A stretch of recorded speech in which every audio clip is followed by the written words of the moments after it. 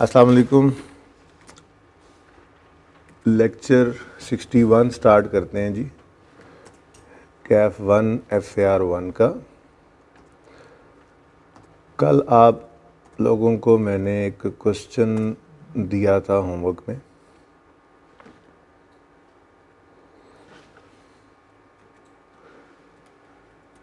Mohani manufacturing जी, ये हमारा question bank का क्वेश्चन था। ठीक है जी, और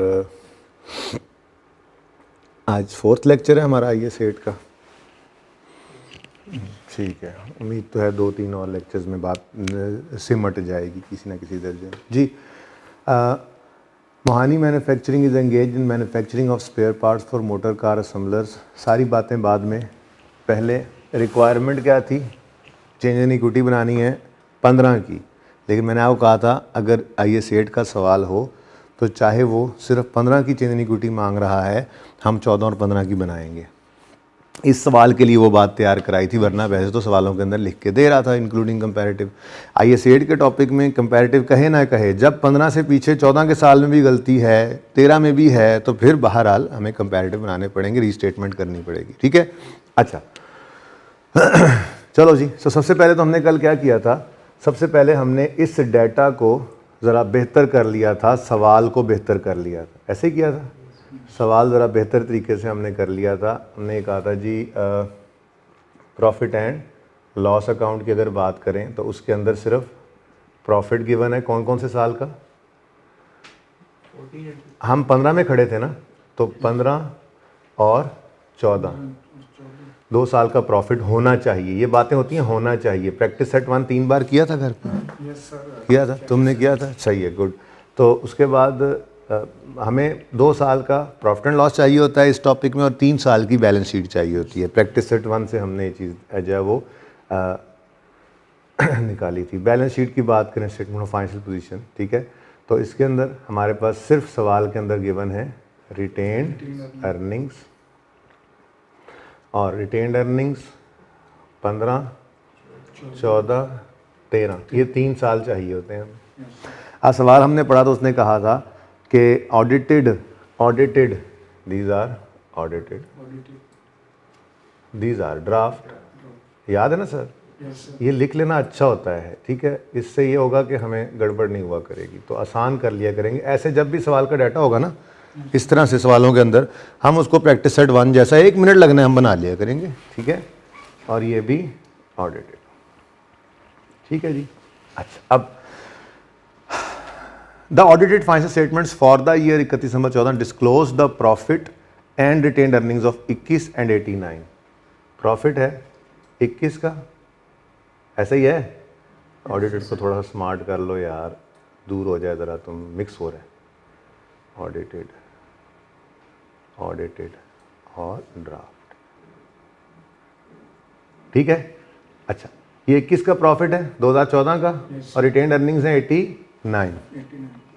the draft financial statements for the year show a profit of 15, और उसके बाद कहता है लेकिन एडजस्टमेंट्स चाहिए। तो हमने देखा था कि हमें ये डाटा सिर्फ गिवन था सवाल में। मैंने आपको कहा था कि अगर statement of change in equity बनानी है ना, हम खड़े हैं अगर 15 के साल में, कहाँ पे? 15 के साल में, तो हमें 14 की रिटेन्ड अर्निंग्स तो नहीं चाहिए थी, हमें दरअसल 13 के एंड की रिटेन्ड अर्निंग्स चाहिए होती हैं। ये फिगर हमारे लिए बहुत ज़रूरी है, क्योंकि ये फिगर यूज़ की थी हमने, और ये अगली फिगर प्रैक्टिस सेट 1 याद होगा, कल भी ओपन करके दिखाया था, वो हमने यहाँ से निकाली ही नहीं थी, बल्कि इसको लेकर चले थे अपनी रिटेन्ड अर्निंग्स में गलतियाँ सही करने के बाद, अपने ओपनिंग बैलेंस को सही करने के बाद सही वाले बैलेंसेस हमने लिख लिए थे, ठीक है। तो ये प्रॉब्लम कल आई थी, तो मैंने कहा था सबसे पहली वर्किंग तो फिर हमारी वर्किंग 1 ये बन गई कि हमें रिटेन्ड अर्निंग्स का ओपनिंग बैलेंस चाहिए था, ठीक है। तो मैंने यहीं पर करके ही बनाया था कल लेजर। मैंने कहा था जी आप रिटेन्ड अर्निंग्स बनाओ, लेकिन कौन सी वाली? रिटेन्ड अर्निंग्स का लेजर अकाउंटेंट वाला। क्या मतलब? जो अकाउंटेंट ने बनाया था। किस साल के लिए बना लो भाई? 14 के साल के लिए बना लो। डाटा जो ऐसे ही गिवन था, ये 31 दिसंबर यानी 31 दिसंबर है ना, 31 दिसंबर 14 पर हमें उसने रिटेन्ड अर्निंग्स दी हुई थी, क्लोजिंग 89, ऐसा ही था। मुझे असल में चाहिए थी 31 दिसंबर 13 यानी 1 जनवरी 14 की, ये ठीक है। सवाल में उसने 14 का प्रॉफिट भी दे दिया था 21। डिविडेंड अब आने वाले दिनों में डिविडेंड भी आएगा, ठीक है ना, और सवालों के अंदर, लेकिन फिलहाल सवाल के अंदर डिविडेंड नहीं था, कोई नहीं था, क्रॉस नहीं, जीरो नहीं था डिविडेंड, होता तो वो भी लिख लेते। लेकिन कौन सा, वो जो अकाउंटेंट ने रिकॉर्ड कर रखा है, ठीक है, अकाउंटेंट ने क्या रिकॉर्ड किया, वो सवाल ने कुछ नहीं बताया हुआ, डिविडेंड शायद नहीं है, ठीक है। अब हमारे पास ये अवेलेबल डाटा था, तो हमने इस अवेलेबल डाटा से बैलेंसिंग फिगर ओपनिंग निकाल ली थी, और वो कितनी आई थी जी, बोलो 68, ठीक है।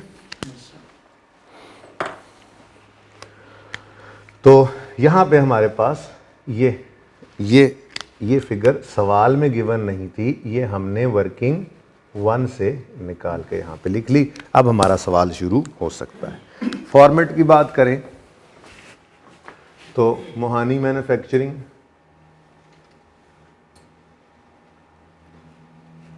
Statement of changes in equity में, लेकिन सिर्फ एक्सट्रैक्ट्स लिख रहा हूं क्योंकि रिटेन्ड अर्निंग्स का सिर्फ कॉलम मांगा हुआ था। और फॉर द ईयर एंडेड 31 दिसंबर 15। लेकिन भाई ये सारी चीज़ें पूरी लिखनी है आपने, SOCIE पूरा लिखना है, ठीक है ना। ओके, अब मैंने आपको कहा था कि 15 है तो पहले 2 लाइनें एहतियातन छोड़ दो, हो सकता है कि 14 और 15 तो बनाना है इस टॉपिक में, लाजमी है। हो सकता है कोई 13, 12, 11 की भी गलती हो, नहीं होगी तो 2 लाइनें खाली पड़ी रहेंगी यार पर्चे में, ठीक है। तो फिलहाल तो ओपनिंग बैलेंस लिखो, फिर क्लोजिंग बैलेंस लिखो, फिर क्लोजिंग बैलेंस लिखो। मैं कहा था ये डेट उतार लो यहाँ पे 31 दिसंबर 2015, तो यहाँ पर 31 दिसंबर 2014, यहाँ पर 1 जनवरी 14 लिख लो या 31 दिसंबर 13 लिख लो, एक ही बात है, ठीक है। फिर अगली बात प्रॉफिट और प्रॉफिट जी, इस साल में कौन सा प्रॉफिट आएगा, तुम बता दो, इस साल में कौन सा प्रॉफिट आएगा भाई, नहीं मैं कह रहा हूं कौन सा प्रॉफिट आएगा, 14 के साल का प्रॉफिट आएगा भाई, सादा बात को तो सादा रखा करो। 14 के साल का प्रॉफिट 14 में आ जाएगा और 15 के साल का प्रॉफिट 15 में आ जाएगा, ये है हमारा फॉर्मेट, ठीक है। अच्छा, अब सवाल में हमें ओपनिंग बैलेंस वैसे हमने निकाल तो लिया है, लेकिन सवाल में हमें जो गिवन था ना डाटा गिवन, वो ये 2 साल का प्रॉफिट था, इसको हम यूज़ नहीं करते, तो ये 2 साल का गलत प्रॉफिट जाके अपनी अपनी जगह पे लिख देते हैं। गलत प्रॉफिट 14 का बताओ 21, गलत प्रॉफिट 15 का बताओ 15। लो भाई सवाल हमने लिख लिया, डन। ट्राई किया था ये सवाल भी घर पे, चलें देखते हैं। अच्छा, उसके बाद भाई अब मामला होता है आगे शुरू, ठीक है जी। यहाँ तक की बात तो हमने ये show a profit of 15 million, यहाँ तक की जितनी बात भी थी वो हमने ऐसे ज़रा सवाल को बेहतर किया, ठीक है। और उसके बाद अब यहाँ से आगे कहानी शुरू होती है, ठीक है। ये कहता है however following adjustments are required to be made. Number one, management of company has decided to change the method for valuation of raw material, change the method from FIFO to AVCO, FIFO से weighted average पे जाना है। तो ये बेटा selection of policy होती है start पे। एक बार जब हम इन्वेंट्रीज का स्टैंडर्ड लगाते हैं ना पहली बार, तो हमसे पूछता है हाँ भाई क्लोजिंग पे रिकॉर्ड करना है, तो ऑप्शन दूं, हम कहते हैं ना यार किस पे रिकॉर्ड करें, वो हमने यूनिट्स तो गिन लिए हैं, अब रेट कौन सा लगाएं, तो ढेर सारे यूनिट्स पढ़े हैं। उसने कहा, आपको याद होगा इंट्रो में आपने पढ़ा होगा, तो स्टैंडर्ड ने कहा था भाई 2 ऑप्शंस हैं, 2 अजम्पशन ले सकते हो, या तो फर्स्ट इन फर्स्ट आउट या फिर वेटेड एवरेज, ठीक है। तो कोई एक अजम्पशन ले सकते हो। तो जब एक अजम्पशन लेकर आपने यूज़ करनी शुरू कर दी, यानी आपने कहा ठीक है जी हम FIFO यूज़ करेंगे, now this becomes your accounting policy, और इस अकाउंटिंग पॉलिसी को आपने कंसिस्टेंटली अप्लाई करना होता है, ठीक है ना। मैं थ्योरी एंड पे पढ़ाऊंगा, फिर हर सवाल को रेफ़र किया करेंगे, ठीक है ना। जहाँ जहाँ पे देखो पॉलिसी सिलेक्ट की, चेंज करना नहीं है किया तो ये करना पड़ेगा, सवाल 3-4 किए हुए होंगे, उनको रेफ़र कर सकेंगे। बहरहाल ज़बानी थ्योरी पढ़ा रहा हूँ। Accounting policy once selected it needs to be applied, अंग्रेजी ज़्यादा हो गई, ठीक है। अगर आपने एक बार अकाउंटिंग पॉलिसी सिलेक्ट कर ली तो ज़रूरी है कि उसको कंसिस्टेंटली अप्लाई करें, ठीक है। लेकिन अगर खुदा ना खास्ता आपने इसको चेंज कर लिया तो प्रैक्टिस सेट 1 की तरह से जहाँ तक मुमकिन हुआ आपको उसे वापस जाके सही करना पड़ेगा, ठीक है ना। यानी रिट्रोस्पेक्टिव एप्लीकेशन करनी पड़ेगी, रिट्रोस्पेक्टिव एप्लीकेशन करनी पड़ेगी, एप्लीकेशन, ठीक है ना। अप्लाई करना पड़ेगा उसको जहां तक वापस जा सको। अब ये चेंज इन पॉलिसी है, बोलो FIFO से EFCO पे जा रहे हो, this is a change in accounting policy, ठीक है। लेकिन सादा बात, क्लोजिंग स्टॉक की एडजस्टमेंट है तो सिंपल, मैंने आपको कहा था इम्पैक्ट ऑन प्रॉफिट ले लेना, जिंदगी आसान रहेगी, ठीक है। तो यूं कर लेते हैं, यहां वर्किंग यहां कर लेते हैं वर्किंग 2, इम्पैक्ट ऑन प्रॉफिट निकाल लेते हैं जी। और देखें इधर कौन कौन से साल हैं हमारे पास, 13, 14 और 15। या यूं नहीं लिखना, आपको पसंद नहीं आ रहा तो आप यूं लिख लें, 15, 14 और 13 एक ही बात है। वो इसलिए मैंने ऐसे लिख दिया ना कि किसी सवाल के अंदर हो सकता है इनकम स्टेटमेंट बैलेंस शीट भी बनानी हो, तो उसका क्योंकि फॉर्मेट ये होता है तो फिर ये ना हो आप परेशानी हो, तो ये फॉर्मेट ज़रा इजी हो जाएगा ना। अच्छा, अब पहले मैं इम्पैक्ट ऑन प्रॉफिट निकाल लेता हूँ एडजस्टमेंट नंबर 1 का, ठीक है जी। एडजस्टमेंट नंबर 1, FIFO से EFCO पे चले जाओ, ठीक है जी, चले जाते हैं। 37 से स्टॉक क्लोजिंग जो है वो 35 पे ले जाओ। याद है ना रूल्स लिखवाए थे, मैंने कहा था जी क्लोजिंग स्टॉक और प्रॉफिट का रिलेशन होता है डायरेक्ट, क्लोजिंग स्टॉक बढ़े तो प्रॉफिट बढ़ जाता है, और क्लोजिंग स्टॉक कम करें तो प्रॉफिट कम हो जाता है। ये हमने प्रूव भी किया था और ये हमने याद भी रख लिया। फिर अब बस एक ही याद किया हुआ था, मैंने कहा था ओपनिंग स्टॉक की ना एंट्री सोचनी है, एंट्री भी क्लोजिंग स्टॉक वाली, उसके उलट ओपनिंग, ना ही इसका इम्पैक्ट सोचना है प्रॉफिट पे, क्लोजिंग के ऑपोजिट होता है ना ओपनिंग। तो जहाँ पे क्लोजिंग के बढ़ने से प्रॉफिट बढ़ रहा है तो ओपनिंग के बढ़ने से कम होगा ना, बस याद सिर्फ एक ही रखना है। तो एक रूल ये कहा था, और दूसरा रूल मैंने आपको ये बताया था कि लिख लो कि closing stock of 1 period becomes opening stock of next, ठीक है ना। तो वो तो कल मैंने आपको बता ही दिया था, मसला तो था ही कोई नहीं, ठीक है। क्लोजिंग स्टॉक का इम्पैक्ट देखते जाओ, सुकून से चलते जाओ। अब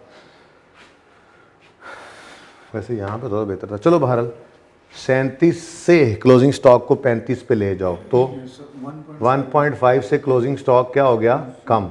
अगर क्लोजिंग स्टॉक कम हुआ तो प्रॉफिट भी 13 में क्या हो जाएगा, कम। कितने से, अब इधर देखना ज़रा, ये इम्पैक्ट क्या है, ये इम्पैक्ट है जी क्लोजिंग स्टॉक ऑफ 13। बस छोड़ो इंक्रीज डिक्रीज कौन लिखे, पता लग गया ना। क्लोजिंग स्टॉक ऑफ 13 को जब हमने पॉलिसी चेंज करते हैं तो जब हम यहाँ पे लिखते हैं तो उसका इम्पैक्ट क्या पड़ रहा है, वो प्रॉफिट को कम कर रहा है, सिंपल, ठीक है। आगे बढ़ते हैं, अभी भूल जाओ इसमें ओपनिंग बनना है, वो 1 मिनट का काम है, सुकून से जो काम आता है वो तो करो, ठीक है। फिर 14 के क्लोजिंग स्टॉक को यहाँ देखो ना, under each method value of inventory under each method और क्लोजिंग डेट्स पे बताई हुई है, ये क्लोजिंग इन्वेंट्री है, क्लोजिंग स्टॉक है, ठीक है। तो क्लोजिंग स्टॉक 42 है, 3 से 44 है, 5 में ले जाओ। 2.2 से क्लोजिंग स्टॉक बढ़ा तो 2.2 से प्रॉफिट भी, तो 2014 में प्रॉफिट 2.2 से बढ़ गया, किस वजह से, ये क्लोजिंग स्टॉक ऑफ 14 का इम्पैक्ट है जी, ठीक है, छोड़ो इसमें आगे ओपनिंग बनना नहीं बनना, आगे बढ़ते हैं। 15 के एंड पर क्लोजिंग स्टॉक 58.4 है, इसको उठाकर ले आओ, फाइफो से एफको पे गए हैं ना, 58 से 54 पे लाओ तो क्लोजिंग स्टॉक 4 से कम हुआ तो प्रॉफिट भी 4 से कम हो जाएगा। तो 4 रुपए से प्रॉफिट हो गया कम, किस वजह से भाई? क्लोजिंग स्टॉक ऑफ 15 की वजह से। ठीक हो गया। अब ये बात उधर ही रखें, उधर ही, ये बात समझ भी आती थी। अब सिंपल सी बात है, ये जो 13 का क्लोजिंग स्टॉक था, ये 14 को ओपनिंग बनेगा, बोलो, तो ओपनिंग का इंपैक्ट प्रॉफिट पे ऑपोजिट होना है ना इसके, तो बस अगले साल में एज इट इज फिगर लिख दो, साइन चेंज कर दो। सोचने की जरूरत है, प्रूव करना है तो कर लेते हैं, लेकिन प्रूफ शुरू किया हुआ है यार मुसीबत में। बस एक चीज याद रखिए, क्लोजिंग स्टॉक प्रॉफिट डायरेक्ट, तो फिर ओपनिंग स्टॉक का ऑपोजिट है, ठीक है ना। अगर क्लोजिंग स्टॉक का प्रॉफिट के साथ रिलेशन डायरेक्ट है तो ओपनिंग स्टॉक का ऑपोजिट है, दैट्स इट, ठीक है ना। अच्छा, 2.2 से 14 में अगर क्लोजिंग स्टॉक की एडजस्टमेंट से 14 में प्रॉफिट 2.2 से बढ़ा, अब यही क्लोजिंग स्टॉक 15 में ओपनिंग बनेगा तो ओपनिंग का इंपैक्ट उलट होता है, तो एज इट इज वही फिगर लिखो, साइन ऑपोजिट कर दो। और 15 वाला 4 तो 16 में जाना है ना, 16 तो अभी हम कर नहीं रहे, ठीक है। अब ज़रा 1 मिनट के लिए एडजस्टमेंट 1 का टोटल वैसे ही कर लेते हैं, ठीक है, ऐसे ज़रा मैं बता सकूँ आपको, अगर यही एडजस्टमेंट होती सिर्फ तो 1.5 3.7 इंक्रीज और 6.2 का डिक्रीज, ठीक है।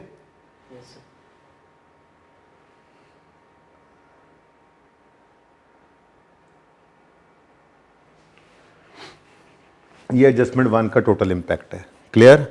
चलें आगे। 2 दिन में सवाल कराने का फायदा ये होता है ना, अगले दिन जल्दी हो जाता है। यहाँ तक कोई मसला नहीं, ये बात कल भी कर दी थी, बस ज़रा क्विकली की थी, ठीक है।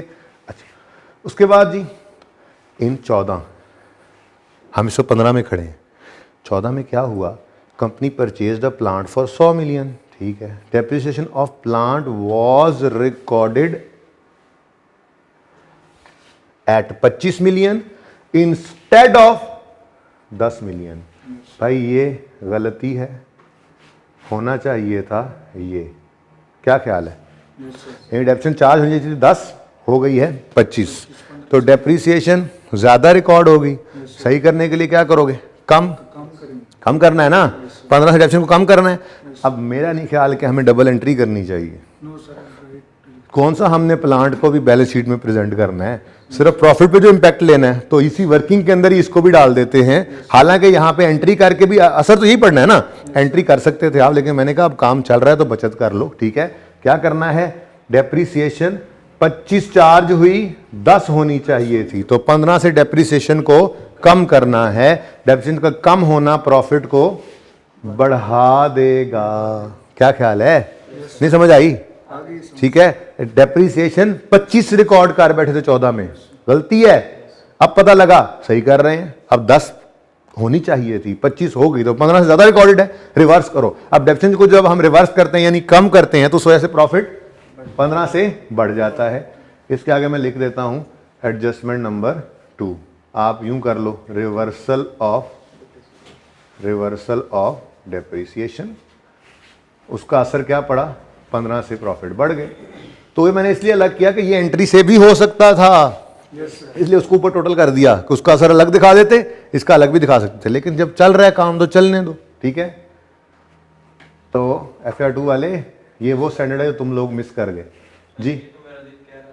अच्छा जी, 6.2, 18.7 और 1.5, ये है जी इम्पैक्ट ऑन प्रॉफिट हमारे सारे सवाल की एडजस्टमेंट।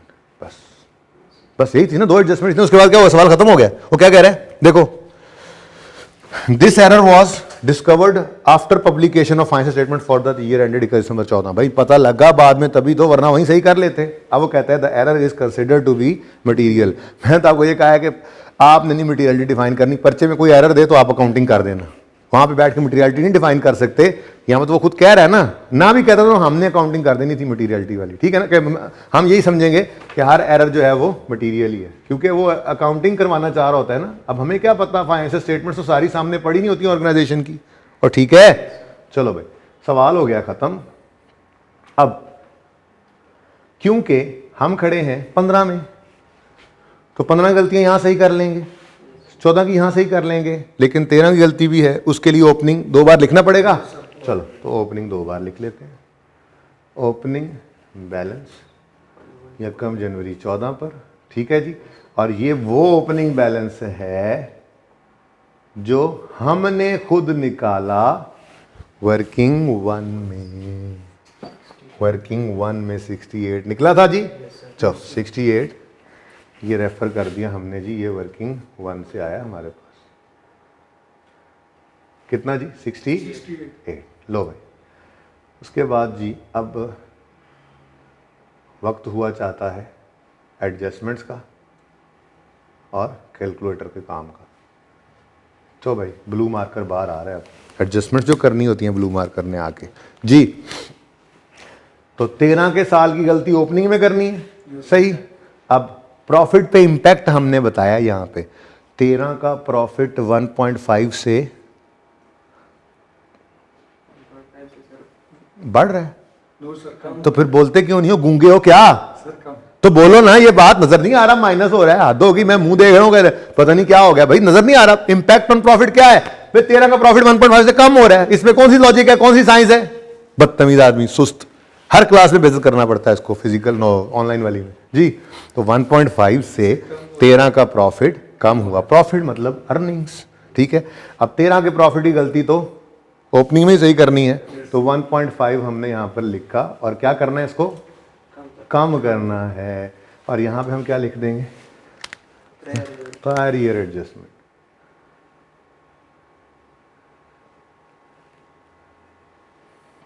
देखो ना, ये एरर की एडजस्टमेंट है और पॉलिसी का चेंज है उसके अलावा, ठीक है। बहरहाल आगे चलते हैं। नेक्स्ट, 14 के साल में प्रॉफिट 18.7 से बढ़ रहा है, तो प्रॉफिट का बढ़ना प्रॉफिट में ऐड कर देंगे 18.7। और 15 के साल में प्रॉफिट 6.2 से कम हो रहा है, तो प्रॉफिट में से 6.2 माइनस कर देंगे। सवाल खत्म, शुद्ध जी। बताओ 66.5, लेकिन साथ ही साथ सरताज का बंदोबस्त करते चले जाओ, ये रीस्टेटेड है, ठीक है जी। ये ओपनिंग बैलेंस इज रीस्टेटेड। उसके बाद प्रॉफिट कितना आ गया? 39.7 रीस्टेटेड। फिर जी टोटल बताओ। 106.2, और ये भी क्या है? रीस्टेटेड। क्योंकि देखो ना, ये 14 के प्रॉफिट्स निकल चुके थे, 14 की रिटेन अर्निंग 89 उसने निकाली थी, लेकिन हम तो ये वाली लेते ही नहीं है, ठीक है ना। इसीलिए मैंने कहा था हमें सिर्फ ये वाली रिटेन अर्निंग्स चाहिए होती हैं। बहरहाल ये कितना हो गया जी? 8.8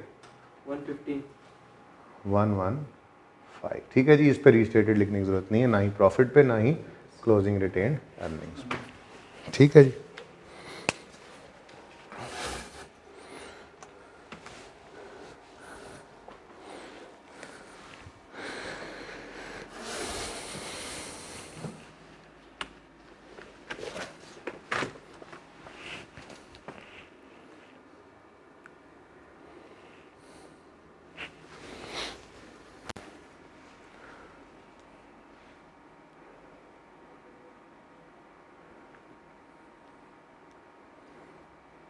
भाई वहीं पे रखे हैं, वो बच्चे देख रहे होंगे, आप मेरे पीछे भगा लाए हैं कैमरे।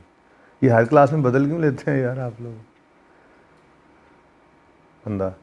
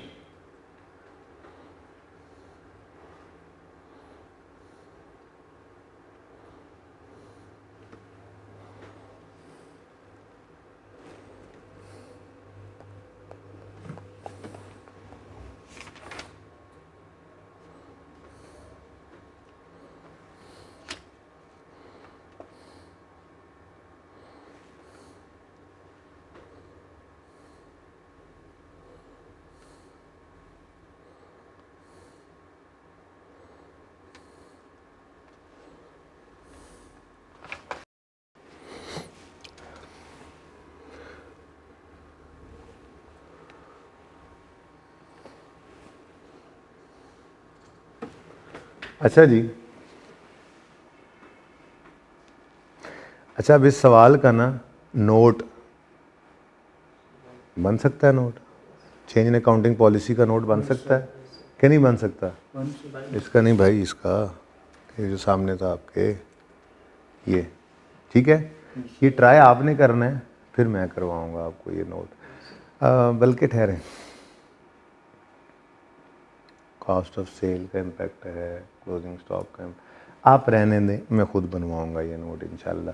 लेकिन ये वर्किंग ध्यान से नोट कर लेना, वर्किंग टू जो है ये इंशाल्लाह फिर मैं आप लोगों को इसी को ही सामने रखते हुए मैं नोट बनवाऊंगा, ठीक है।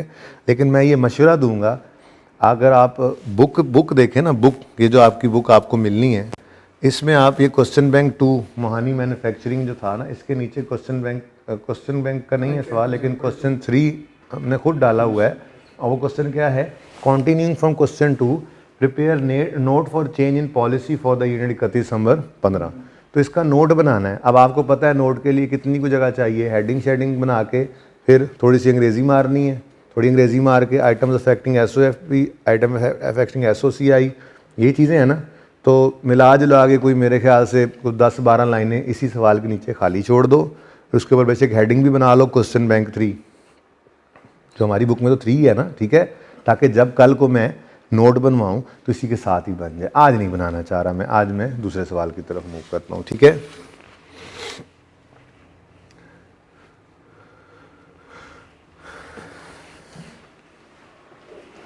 अच्छा जी, अब क्वेश्चन बैंक का ही एक और सवाल है, क्वेश्चन बैंक 1।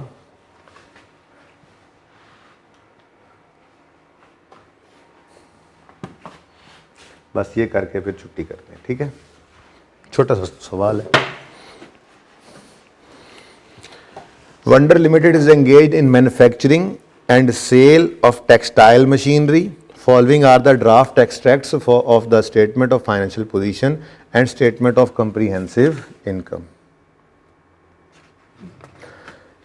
ठीक है जी, इन्होंने करेक्शन ऑफ एरर नोट मांगा हुआ है।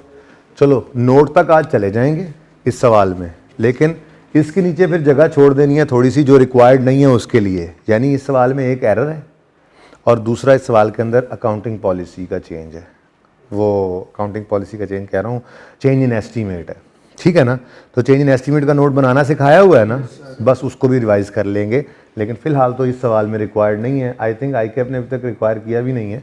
पॉलिसी चेंज का नोट बनवा सकता है वो एरर का, लेकिन हम एस्टीमेट का नोट भी तैयार कर लेंगे। वैसे जहाँ बनवा सकता है वहाँ पे हमने वैसे ही तैयार कर लिया था, यानी यहाँ पे भी कर लेंगे, ठीक है। चले, टॉपिक बहुत आसान है, छोटा सा ही रह गया, आपको पता है। बाकी अब टेस्ट वगैरह में भी तो कुछ रिकवरियाँ तो टेस्ट में भी होती हैं आपकी। रिक्वायरमेंट पहले पढ़ लो। स्टेटमेंट ऑफ फाइनेंशियल पोजीशन बनानी है, कंप्रीहेंसिव इनकम बनानी है, चेंजेस इन इक्विटी बनानी है और करेक्शन ऑफ एरर नोट बनाना है। तो हम तरतीब क्या रखेंगे, इनकम स्टेटमेंट पहले बनाएंगे, चेंज इन इक्विटी दूसरे नंबर पे बनाएंगे, याद है ना, बैलेंस शीट तीसरे नंबर पे बनाएंगे और फिर नोट बनाएंगे। अब ये सही मैच डालेगा हमारा प्रैक्टिस क्वेश्चन 1 और क्वेश्चन बैंक 1, क्योंकि वहाँ पे चेंज इन पॉलिसी था और यहाँ पे प्रायर ईयर एरर है। और ठीक है, सही है ना। अच्छा चले पढ़ लेते हैं जी। अच्छा खड़े कहाँ पे हैं हम, प्रिपेयर रेलेवेंट एक्सट्रैक्ट्स, सिर्फ रेलेवेंट एक्सट्रैक्ट्स जितने अवेलेबल होंगे। ज़ाहिर रिटेन अर्निंग सिर्फ गिवन है तो सिर्फ रिटेन अर्निंग का कॉलम ही बनवाएगा हमसे यहाँ पे, ठीक है ना। क्योंकि statement of change in equity तो अलग से बनाना सीख जो ली है, फिर उसका मिक्सचर जो है वो मैंने आपको टेस्ट में दे दिया था कि मैक्सिमम क्या हो सकता है कि वो सारे काम भी करवाए और साथ में एरर भी डाल दे। तो हमने उसको भी देख लिया था, टेस्ट वाला सवाल मैंने आपको करवाया था, ठीक है ना। तो फिलहाल आप इस टॉपिक के अंदर देखो तो अगर गौर करो तो सिर्फ रिटेन अर्निंग्स ही दे देता है और सिर्फ उसी का कॉलम ही बनवा रहा होता है। क्योंकि इसका जोर किस तरफ होता है कि ज़रा वो मैं रिट्रोस्पेक्टिव एप्लीकेशन या रिट्रोस्पेक्टिव रीस्टेटमेंट करवा लूँ फिर उसका नोट बनवा लूँ, इसलिए ज़रा डिफरेंट हो रही होती है अप्रोच। बहरहाल रेलेवेंट एक्सट्रैक्ट्स में आने for the year ended 30 June 15 related to following, और साथ उसने क्या दिया इंक्लूडिंग कंपैरेटिव, ना भी कहता तो हमने 14 और 15 करना था, ठीक है ना। अच्छा जी, income statement, balance sheet, change equity और नोट बनाना है, ठीक है। सवाल हमारे सामने है इस वक्त। अब खड़े किस साल में हो, 15 में, ठीक है। तो इनकम स्टेटमेंट 15 और 14 की दे रहा है और बैलेंस शीट भी 15 और 14 की दे रहा है, लेकिन आपको पता है, इधर देखो, आपको पता है आप अगर 15 में खड़े हो तो आपको 13 की रिटेन्ड अर्निंग्स चाहिए होती हैं। तो ये देखो क्वेश्चन, प्रैक्टिस क्वेश्चन 1 के साथ हर जगह मैचिंग, इसलिए नहीं कहा था आपको कि 2-3 दफ़ा कर लो, अच्छा है, ठीक है। तो भाई यहाँ पर ना, यहाँ पर 13 की हमें उसने नहीं दी रिटेन्ड अर्निंग्स, तो कोई बात नहीं भाई, हम निकाल लेंगे, कोई मसला ही नहीं है। ये देखो अभी वर्किंग 1 भी मैं नहीं मिटाऊंगा, मिलते जुलते काम है भाई, आसान सा स्टैंडर्ड है। टैक्स, डेफर टैक्स के निकलने के बाद ना ये वैसे ही बहुत ज़्यादा आसान हो गया। IAS 12 चूँकि हम फाइनल में उसमें FAR 2 में पढ़ते हैं, इसलिए उसकी एप्लीकेशन अब इस पर है नहीं। मसला सिर्फ क्या है जी, ओहो यहाँ कहाँ बना दिया मैंने, ये तो मुझे चाहिए 2 साल का। बैलेंस शीट ऊपर है, मैं थोड़ी तो इतनी देर से ही समझा रहा, नीचे बैलेंस शीट है जी। 2013, फिर 2013 का मुझे ये बना लूँ मैं, क्या मसला है, सवाल जो है, ठीक है, कौन सा ये जवाब है, बना ले तो मैं यहाँ पे कि जी मुझे पता लग जाए, मुझे नहीं चाहिए, इसकी ज़रूरत नहीं है मुझे। क्या ख्याल है, प्लांट की ज़रूरत है मुझे? हमने 14 और 15 की बैलेंस शीट बनानी है। आप कहोगे जी 13 की भी बनाई थी, भाई 13 का डाटा नहीं होगा तो नहीं बनाएंगे, नो इशू। 13 का डाटा नहीं होगा तो नहीं बनाएंगे, नो इशू। लेकिन statement of change in equity तो बन ही नहीं ना सकती अगर ये बैलेंस ना हो तो, ठीक है। तो बहरहाल इसको बाद में देखते हैं। ये प्रॉब्लम है इस वक्त, तो क्या ये वाकई प्रॉब्लम है? नहीं, कोई प्रॉब्लम नहीं है। अभी तो देखा था हमने, हमें ये फिगर निकालने के लिए सिर्फ एक वर्किंग करनी पड़नी है, ठीक है, और वो वर्किंग है ये सामने आपके, इत्तेफाक से साल भी वही लिखा हुआ है, ठीक है। तो बस ये बैलेंसेस अगर मैं बदल लूँ, ठीक है, तो सवाल पुराना हो गया ना। ये डाटा भाई इसी तरह से गिवन था, इसलिए मुझे ऐसे बनाना नहीं पड़ा। देखो मुहानी वाले सवाल में डाटा ऐसे गिवन नहीं था, मैंने फटाफट ऐसे बना लिया था, ठीक है ना। यहाँ पे सिर्फ इतना सा ही फर्क था कि ये फिगर गिवन नहीं थी, तो वो मैंने लिख ली कि जी वो मुझे चाहिए तो निकाल लेते हैं, ठीक है। तो ओपनिंग नहीं पता, क्लोजिंग पता है, 31 दिसंबर 14, देखो ना, सॉरी 30 जून है, थोड़ा सा फ़र्क क्या है, ये 30 जून है, कोई गल नहीं जी, खैर है। 30 जून 14, यहाँ तो यूज़ नहीं होना था, ये आगे ही होना था, यहाँ पे सिर्फ साल ही चाहिए थे, ठीक है। 30 जून 13, ठीक है ना। तो ये 30 जून 14 पर अगर ईयर एंड हो रहा है तो ये स्टार्ट होगा 1 जुलाई 13 पर, ठीक है। यानी कि ये 30 जून 14 वाले साल की रिटेन्ड अर्निंग्स 108 मुझे गिवन है, ठीक है, और 30 जून 14 वाले साल का प्रॉफिट मुझे गिवन है 78। यार ये भूल गया, मुझे आपसे निकलवाना चाहिए था। चलो अब इधर मत देखो, अभी खुद जल्दी से वर्किंग 1 करनी है आपने, ठीक है ना। चलो अब आप देख लो अब क्या हो सकता है। सुनो, डिविडेंड सवाल में कोई नहीं है, पॉइंट 1 में रिपेयर गलती से कुछ हो गई, पॉइंट 2 में वो कह रहा है चेंज इन एस्टीमेट आया और सवाल ख़त्म हो रहा है। इसका मतलब कि डिविडेंड नहीं है, तो फिर बैलेंसिंग फिगर क्या आ रही है 30 की। ये 30 है ये वाली फिगर, जिसको इंशाल्लाह हम यूज़ करेंगे और अपनी statement of changes in equity बना लेंगे, ठीक है। ओके, ज़रा पॉज कीजिएगा जी। अच्छा जी, अब भाई ये चीज़ तो हमारे पास आ गई। अब मैं तो कहता हूँ कि पहले इनकम स्टेटमेंट बना लें, लेकिन एक थोड़ी सी ना लालच सी आ रही है। वो लालच ये आ रही है कि ये रहने दूँ बस, ठीक है, तरतीब नंबरवार उसी की रख लूँगा, ठीक है, सिर्फ फॉर्मेट थोड़ा यूज़ कर लूँ अगर आप लोगों की इजाज़त हो तो। ये डेट्स वगैरह सारा कुछ दोबारा लिखेंगे, ठीक है ना। ओके, ये अब हमें ज़रूरत नहीं है, देखते हैं इसके अंदर कौन सी वर्किंग करनी पड़ेगी। तो statement of changes in equity यहीं पे ही बन जाएगी, ठीक है, सही है। और ईयर एंड है हमारा 30 जून 2015, वंडर लिमिटेड,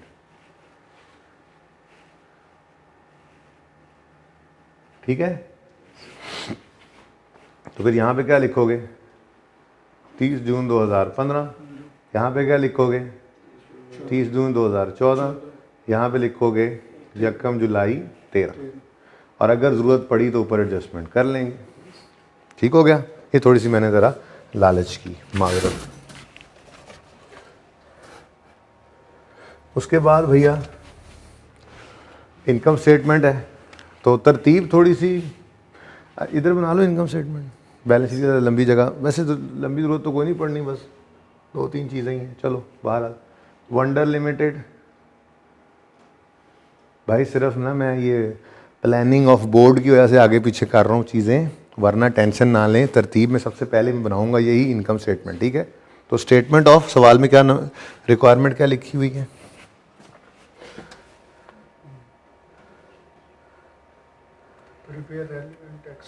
हाँ, नाम क्या है?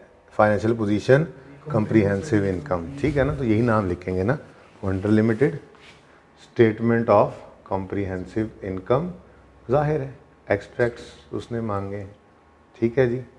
और for the year ended 30 June 15 है, लेकिन आपको पता है कि हमें 2015 और 2014 दोनों के लिए ये चाहिए हो, ठीक है।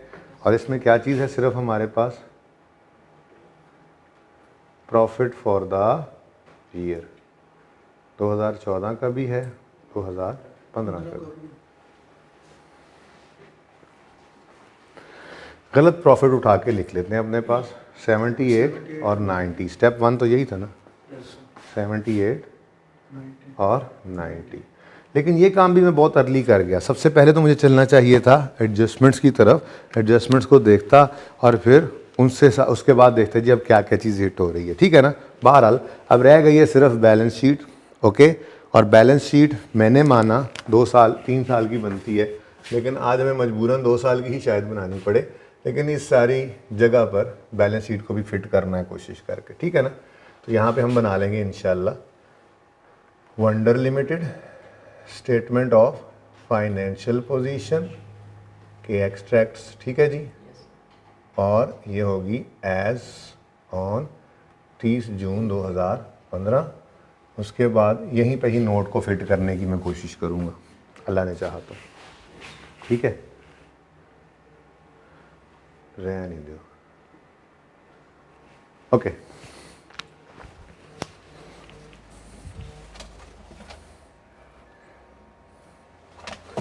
अच्छा जी, सवाल अब पढ़ लें। Cost of repairs amounting to 20 million, repair 20 की was erroneously debited to machinery account on यकम अक्टूबर 13। फिर 30 जून 14 भी गुजरा, 30 जून 15 में हम खड़े हैं, 2 साल की गड़बड़ है। 14 तो हमारे हाथों से निकल चुका हुआ है, आपको पता है 14 तो हमारे हाथों से निकल चुका हुआ है।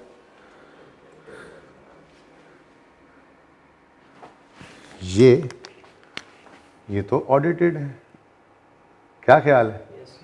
ये तो ऑडिटेड है, ऑडिटेड। ये ड्राफ्ट है, देख लो। Following are the draft extracts of financial position and comprehensive income for the year 2015।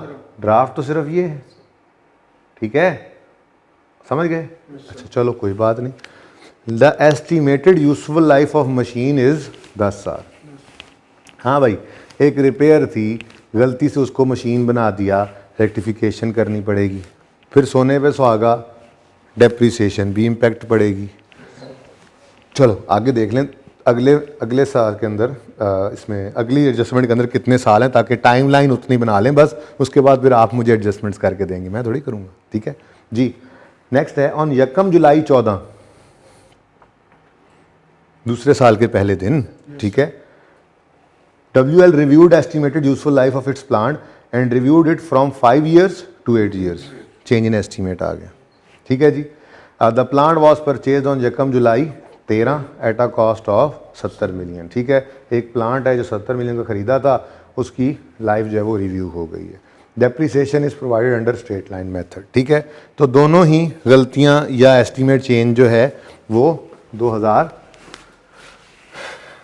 यकम यूँ कर लेना, अगर यकम जुलाई 2013 को साल शुरू होता है और 30 जून 14 पे ख़त्म होता है, और फिर 30 जून 15 पे।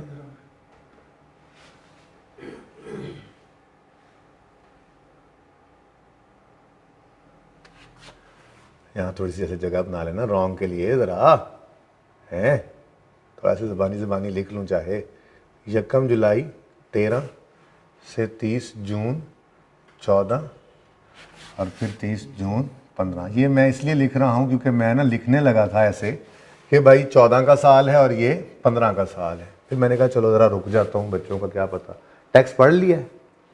टैक्स पढ़ लिया हो तो फिर तो ये पता ही है ना कि जो साल 30 जून 14 पे ख़त्म हो रहा है उसको 14 का साल कहते हैं, टैक्स ईयर 14। ठीक है, अच्छा जी, बड़ी बात है जी, पता है आपको। चलो तो फिर भाई ये 2 एडजस्टमेंट्स हैं और इन 2 एडजस्टमेंट्स की रेक्टिफिकेशन करने के लिए आपके पास सिर्फ 3 मिनट है। 3 मिनट बहुत ज़्यादा है, मुझे एंट्रीज कर दो भाई साहब, इधर सवाल पे ले आए इनको।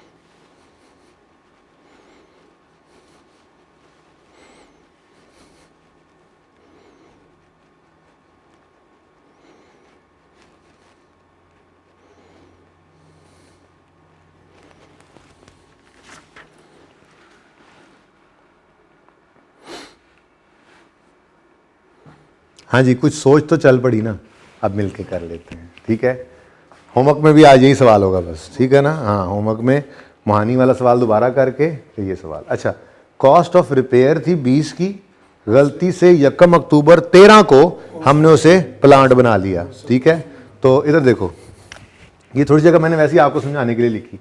होना चाहिए था रिपेयर डेबिट कैश क्रेडिट, ठीक है ना, गलती से कर गए wrong, was debited to plant cash, plant debit cash credit कर गए। अब रेक्टिफाइंग एंट्री, ये मैंने वैसे ही लिखा सिर्फ आपको जरा समझाने के लिए, जबानी भी हो सकता था ये, ठीक है ना। अब रेक्टिफाइंग एंट्री क्या है जी? रिपेयर डेबिट होना था, नहीं हुआ, कर ले repair expense debit. Cash credit होना था, हो गया, कुछ ना करें। प्लांट गलत डेबिट हुआ है, सही करने के लिए कर लें क्रेडिट। तो रिपेयर डेबिट 20 से, प्लांट क्रेडिट 20 से। ठीक हो गया जी। अब अगली बात का आपको पता है, एसेट हिल जाए तो डेप्रिसिएशन भी मुसीबत हिल जाती है। क्या ख्याल है? अब लंबी सोच कौन सोचे? हमने एक प्लांट एसेट के तौर पे रिकॉर्ड कर लिया था, एक एसेट लिया था तो रिकॉर्ड हो गया था, तो डेप्सिट हो गया था, तो रिवर्स। सादा सी बात बताई हुई है आपको। रेक्टिफाइंग एंट्री देखो, अगर एसेट बढ़ रहा है तो डेप्शन को बढ़ा लो, एसेट कम हो रहा है डेप्शन को कम कर लो। अब हमारे सवाल में एसेट क्या हो रहा है जी? 20 से कम। एसेट 20 से कम हो रहा है तो डेप्शन को भी कम करेंगे, कम करेंगे। क्रेडिट मतलब कम, एसेट क्रेडिट मतलब एसेट कम, तो डेप्शन को भी क्या करेंगे? कम। तो डेप्शन कम करने की एंट्री क्या है? बढ़ाने की एंट्री क्या है? डेप्शन रिकॉर्ड करने की एंट्री क्या है? डेप्शन expense debit accumulated depreciation credit. तो कम करने की एंट्री सी को उलट हो जाएगी, accumulated depreciation debit depreciation expense credit. लेकिन जरा रुक जाओ, ये 20 का जो एसेट रिकॉर्ड हुआ है गलती से, लाइफ कितनी बता रहा है वो? 10 साल डिवाइड बाय 10 करेंगे, ये तो पूरे 1 साल की डेप्शन आएगी। अब उसने गलती किस दिन की है? यूजफुल लाइफ 10 साल थी, मशीन है, sorry, cost of repair amounting to, चलो यार एक ही बात है, वैसे फ़र्क कोई नहीं पड़ता, लेकिन चलो आप इससे परेशान ना हो तो मैं मशीन ही लिख देता हूँ। ठीक है, मशीन, मशीन भी, क्योंकि देखो सवाल के अंदर क्या पड़ा हुआ है? Property plant and equipment. तो प्लांट लिखो या मशीन लिखो, अल्टीमेटली पीपीई को ही क्रेडिट करना है। बल्कि मैं तो ये कर देता हूँ, अब ऐसे सही तो फिर ऐसे सही, मशीन की बजाय यहाँ पे क्या लिख लो? प्रॉपर्टी प्लांट एंड इक्विपमेंट, ताकि आपको बैलेंस शीट की एंट्री करते हुए आसानी हो जाए। क्या ख्याल है? ठीक है, अच्छा। हाँ भाई, तो 10 साल इस मशीन की लाइफ है, ठीक है, और ये गलती हुई है 1 अक्टूबर 13 को। अब पहला साल एंड हो रहा है 30 जून 14 पे, तो अक्टूबर, नवंबर, दिसंबर और आगे 6 महीने, टोटल हो गए 9 महीने। 9/12 जी, क्या आंसर आया? 1.5 से accumulated depreciation debit, depreciation expense credit. अगली बात मैंने कहा था एक्यूमुलेटेड डेप्रीसिएशन को हिट करोगे ना तो एंट्रीज को संभालना मुश्किल हो जाएगा। तो आसानी क्या है, एसेट को ही हिट कर दो डेप्रीसिएशन की एंट्री से। तो फिर इसको काट के लिख लो या मैंने मिटा दिया, क्या कर दो, पीपीई डेबिट और डेप्रीसिएशन एक्सपेंस क्रेडिट। क्लियर होगी ये बात, ठीक हो गया। अगले साल फिर ये गलती सही करेंगे, रिपेयर अगले साल फिर। ये ऐसी गलती नहीं है कि हर साल होती जा रही है भाई। हाँ, एक दफ़ा सेट हो गई और कुछ नहीं करना था। और चलें बस आगे चलें। नहीं यार, डेप्रीसिएशन की तो गड़बड़ रहेगी, एक तरफ नहीं तो दूसरी तरफ तो हाँ है। तुमने कहा उत्ते भी ना थल्ले भी ना, बात समझ रहे हो। डेप्रीसिएशन तो गलत एसेट रिकॉर्ड होने की वजह से रिकॉर्ड हुई थी, तो वो एसेट तो अभी पहले ही बताया था आपको, पहले ही बताया था सवाल में, चाहे कहे चाहे ना कहे। आइए सेठ के सवाल में हम क्या करते हैं कि ये फाइनेंशियल स्टेटमेंट्स जो बन गई हैं, कैसे हो सकता है डेप्रीसिएशन की एंट्री के बगैर बनी हो।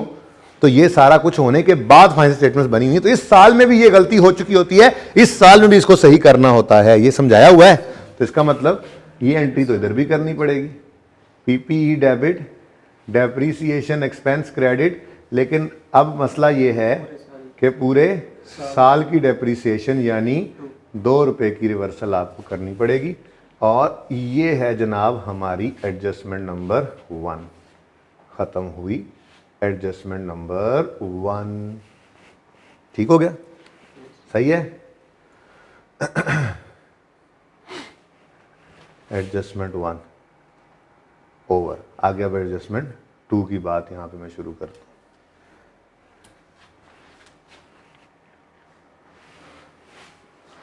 ठीक है, क्लियर है। वैसे तो यहाँ तक सवाल पूरा कर सकते थे, एक्सपेंसेस भी आ रहे हैं, एसेट्स भी आ रहे हैं, लेकिन मैं कहता हूँ एक ही बार कर लेंगे, ठीक है। चेंज इन एस्टीमेट के सवाल होमवर्क में दिए थे रिवीजन के लिए, याद है जब टर्म टेस्ट आया था, ठीक है। असल में वो उसकी रिवीजन नहीं थी, इसकी रिवीजन थी, मैं कहा ज़रा रिवाइज हो जाए, ठीक है। अच्छा, ऑन यकम जुलाई 14 WL reviewed estimated useful life of its plant and revised it from 5 years to 8 years। अगर आपको याद हो ना तो 1 2 3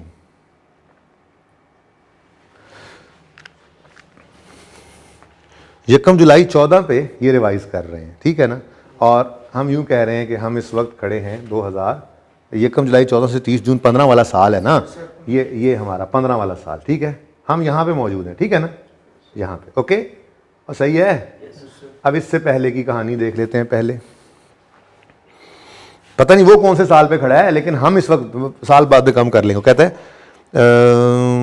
the plant was purchase on यकम जुलाई 13। और रुक जाओ भाई, रुक जाओ, ये यकम जुलाई 14, ये यकम इधर, यकम जुलाई इधर से लेके आओ यार, सॉरी इधर से थोड़ा सा और इधर ले आओ, साल बढ़ाने हैं ना। हमने खरीदा था ये एसेट यकम जुलाई 13 पे, फिर 30 जून 14 पे 1 साल पूरा हुआ, ठीक है। ये पिछला साल गुजर गया, 30 जून 15 पे यहाँ हम मौजूद हैं, ठीक है ना, ठीक है, यहाँ पे हम मौजूद हैं। ये यकम जुलाई 14, तो साल के पहले दिन से अज्यूम करते हैं हम। अच्छा, अब कॉस्ट कितनी थी, 70 मिलियन, और पुरानी लाइफ कितनी थी, 5। इधर देखो, तो हमने डेप्रीशिएट किया होगा 70/5, कितना बनता है 14। बोलो 14 एग्जैक्ट। ये 14 की डेप्रीसिएशन आई होगी, ये 70 का जो एसेट था ये 14 डेप्रीशिएट हुआ होगा, ठीक है। और हमने सोचा था ये हर साल 14 करके डेप्रीशिएट होगा, याद आ रही हैं बातें। लेकिन अब हुआ क्या, हमारा एस्टीमेट चेंज हो गया और हम कह रहे हैं अब इसकी लाइफ जो है, जो पहले हम समझ रहे थे 14, 15, 16, 17, 18 है, वो अब क्या हो गई है, change. Reviewed estimate useful life and revise it from 5 years to 8 years, total की बात कर रहा है। यानी वो कह रहा है कि 3 साल इन टोटल बढ़ गए हैं, 19, 20, 21। याद आ रहा है, ऐसे थोड़ी करते थे, हमने तो शॉर्टकट बना लिया था सिंपल, सिर्फ उसी साल को, याद है ना। हाँ लेकिन चलो ज़रा रिवीजन भी हो जाए, नोट भी तो बनाना है, इसका भी बना देंगे आज, ठीक है। अच्छा अब ये जब हुआ ना भाई, ये जब हुआ तो उसका मसला क्या हुआ भाई, उसका मसला ये हुआ कि अब इस साल में भी ये डेप्रिसिएशन नहीं होनी और अगले सालों में तो ये होनी ही नहीं थी, ठीक है ना। एस्टीमेट चेंज हो गया तो हमें अब नई वाली डेप्रिसिएशन के लिए book value at the date of change चाहिए। तो 70 में से 14 माइनस करो, कितना आता है 56। ये 56 को डिवाइड करना है रिमेनिंग लाइफ पे। अब टोटल उसने 8 बताई है, एक गुजर चुकी है, रिमेनिंग 7 है, तो आंसर आ गया 8। यानी अब हर साल डेप्रिसिएशन होगी 8 8 8 8 8 8 8। ये सारे 8 जमा करो तो कितना बनता है जरा बता दो, पक्की बात है। तो बस यार इसको नहीं चले हैं 70, ठीक है, और थोड़ा सा इसको भी, ठीक है भाई। यही काम किया था, किया हुआ है ना पहले ये काम। अब हमने इस साल के अंदर 14 की डेप्शन रिकॉर्ड कर ली है या नहीं किया, ये बताओ। क्यों? क्योंकि IAS 8 का सवाल है और मैंने आपको बताया था अजम्पशन यही है, सारा कुछ हो चुका। अजम्पशन क्या यार, वो कह तो रहा है ड्राफ्ट फाइनेंशियल स्टेटमेंट्स हमने बना ली हैं, लेकिन वो कह रहा है following additional information has not been taken into account while preparing above financial statements. का मतलब उन्होंने चेंज एस्टीमेट को अकाउंट टेकन इन अकाउंट नहीं किया, तो उन्होंने फिर पुराने हिसाब से डेप्शन की। बात समझे हो? इसका मतलब यह हुआ कि 14 की डेप्रीसिएशन रिकॉर्ड हो चुकी है, जो कि रॉन्ग है। अब रॉन्ग हो गई ना, हम कह रहे हैं डेप्रीसिएशन तो वो जो नए एस्टीमेट वाली हो, यानी 8। अब डेप्रीसिएशन रिकॉर्ड हो गई है 14, होनी चाहिए थी 8। तो सही करने के लिए कम करना पड़ेगा ज्यादा। 14 की डेप्शन रिकॉर्ड हो गई, करनी थी 8, तो ज्यादा रिकॉर्ड होगी ना। सही करने के लिए क्या करोगे, बढ़ाओगे या कम करोगे, रिवर्स करोगे या बढ़ाओगे, रिवर्स करोगे। डेप्शन बढ़ाने की एंट्री है एक्सपेंस डेबिट पीपीई क्रेडिट, कम करने की एंट्री होगी पीपीई डेबिट और डेप्रीसिएशन एक्सपेंस क्रेडिट। कितने से भाई, 6 रुपए से। ये दोनों का फर्क 14 और 8 का, ठीक हो गया। उसके बाद भाई पिछले साल को छेड़ा करते थे, नहीं 14 को। ये चेंज इन एस्टीमेट है, अब समझ आई बात। एरर आया, प्रीवियस ईयर को भी सही किया, खड़े 15 में है ना, 14 को भी सही किया। चेंज इन पॉलिसी आई थी, खड़े 15 होते थे, 14 13 सही करके लाते थे जहां तक जा सकते थे। एस्टीमेट में चेंज आया तो रिट्रोस्पेक्टिव एप्लीकेशन नहीं है बल्कि प्रोस्पेक्टिव है। इस साल को सही करो और हर अगले साल में अब 8-8 रुपए की डेप्शन लेते जाना। ये 14 ज्यादा ली थी, इसको अब सही करके 6 से रिवर्स करके इसको भी 8 पे हम ले आए हैं। सही हो गया और ठीक है ना, इस साल भी 8 और आगे भी 8। क्लियर, ठीक हो गया। चलो लो भाई, सवाल खत्म।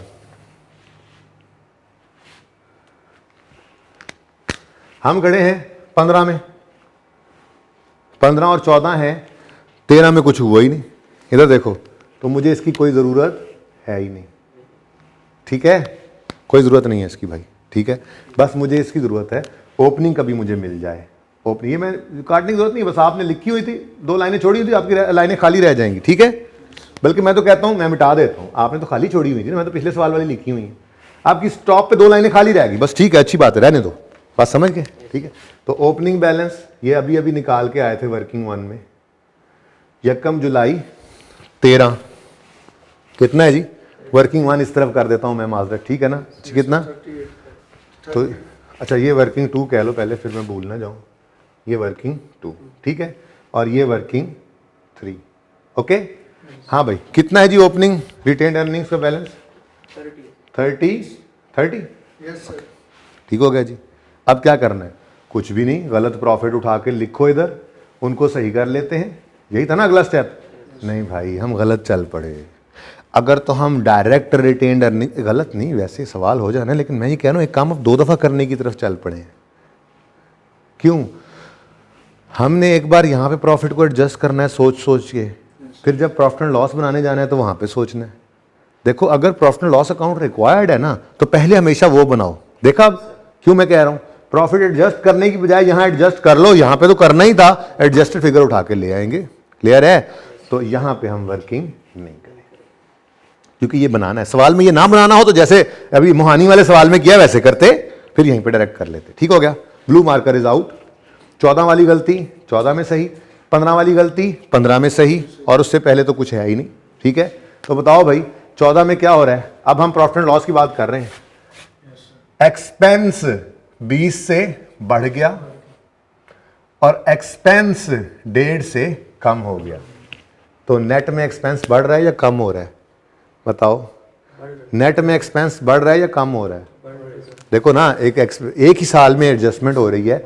एक एडजस्टमेंट में एक्सपेंस 20 से बढ़ता है और साथ ही एक्सपेंस 1.5 से कम होता है, तो नेट में यूं ही कहेंगे ना 18.5 से एक्सपेंस नेट में बढ़ गया। क्या ख्याल है? ठीक है, तो हम यूं करेंगे, हम वन बाय वन कर लेते हैं, कोई मसला नहीं, बारी बारी अलग अलग कर लो भाई, यहाँ ना हिलाए ना बार बार, ठीक है ना, यहाँ पे रख लें बस कोने से, ठीक है। और ये हाफ साइड मैं यहीं पे काम कर रहा हूँ। अच्छा, 14 के साल में एक एक्सपेंस 20 से बढ़ गया, एक्सपेंस 20 से बढ़ गया। एक्सपेंस का बढ़ना प्रॉफिट को कम करता है, -20। नीचे देखो, अगला एक्सपेंस 1.5 से कम हो रहा है, क्रेडिट मतलब कम हो रहा है, एक्सपेंस का कम होना प्रॉफिट को बढ़ाता है, +1.5। 15 के साल में आओ, 15 के साल में आओ, एक्सपेंस 15 के साल में 2 रुपए से क्रेडिट हो रहा है, मतलब कम। एक्सपेंस का कम होना प्रॉफिट को बढ़ा देगा, +2 15 के साल में। दूसरी एडजस्टमेंट, 6 रुपए से एक्सपेंस हो रहा है, क्रेडिट मतलब कम, एक्सपेंस का कम होना प्रॉफिट को बढ़ा देगा। Done, income statement is ready. कैसा लगा वैसे आइए सेट आपको? टैक्स ही नहीं है बीच में भाई, जब टैक्स नहीं है आप पे एप्लीकेबल तो ये आधा भी नहीं रह जाता। आसान है, एंजॉय करें जी। 59.5 ये 14 का 59.5 और 98। ठीक हो गया। अब ये है हमारी तरतीब में नंबर 1, लेकिन एडजस्टमेंट और रिक्वायरमेंट पता नहीं एंड पे देख लेते हैं। ठीक है, हम सबसे पहले इसको बना लिया, ठीक हो गया। अब हम गए नंबर 2 पे SOCIE बनाने के लिए, तो हमें ओपनिंग तो मिल गया वर्किंग 1 से। सबसे पहला मसला ये पढ़ना था, सवाल शुरू करते ही हमने ये निकाल लिया था मसला। ठीक है, अब हमें चाहिए प्रॉफिट। यहाँ एडजस्टमेंट की जरूरत नहीं है, सही कर चुके हैं। सही वाले प्रॉफिट्स उठाओ, 98 और 59.5। नहीं, गलत हो गया ना, उलट बता गए हो। 98 इधर है, 98 और यहाँ पे 59.5। लेकिन मसला क्या है, 15 का साल तो हमारे पास था, 14 पे आपने कोई बंदोबस्त नहीं किया सरताज को रोकने का।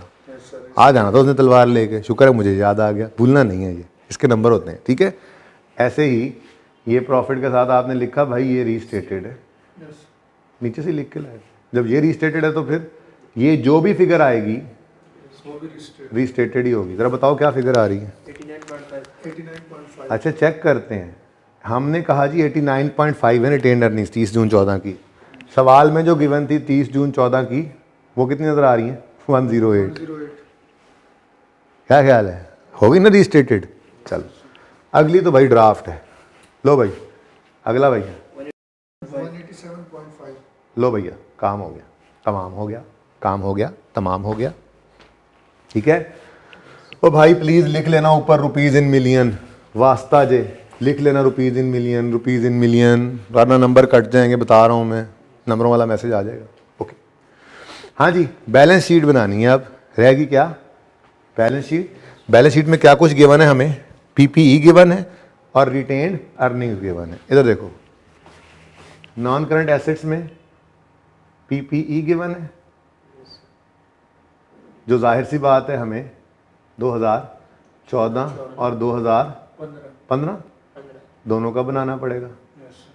लेकिन मौजें हैं इक्विटी में, सिर्फ है रिटेन्ड अर्निंग्स, और वो रिटेन्ड अर्निंग्स भी हमारे पास रेडी स्टडी एप्पल गो मौजूद हैं इस रिक्वायरमेंट से। तो पहले मुफ्त वाले नंबर ले लो भाई। 30 जून 2015,